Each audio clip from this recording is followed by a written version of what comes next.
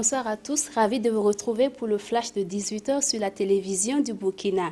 Environ 3 milliards de francs CFA, c'est le montant que la Banque mondiale vient de mettre à la disposition du gouvernement burkinabé.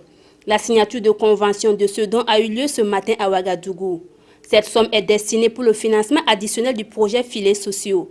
Ce projet existe depuis 2014 au Burkina Faso et vise à soutenir les ménages les plus pauvres et vulnérables. Ce nouveau financement est destiné à la région du centre-ouest et à certaines provinces de la région du nord.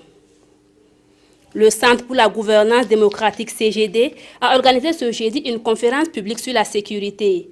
Le CGD, à travers cette conférence, veut renforcer la coopération entre les forces de défense et de sécurité et les populations du Burkina Faso. Il a bénéficié de l'appui du Fonds canadien d'initiative locale.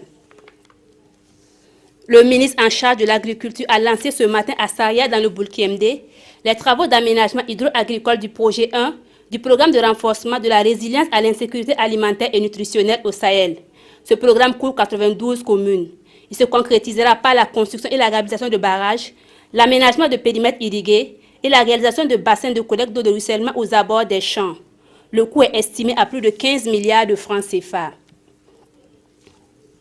Les acteurs du système de santé examinent depuis ce matin la revue externe 2017 du Plan national de lutte contre la tuberculose. Il s'agira pour les différents acteurs d'identifier les forces et faiblesses de ce programme afin de mieux coordonner la lutte contre cette maladie qui fait toujours des victimes.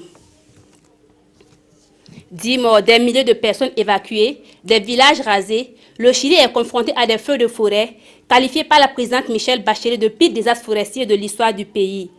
Les flammes se sont propagées depuis un peu plus d'une semaine dans cette région du centre et du sud du pays.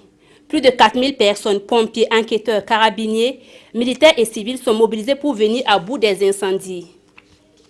Voilà pour ce flash, merci de l'avoir suivi. Vous avez rendez-vous à 19h avec Adama Koulibaly et à 20h avec Nathalie Kaoré.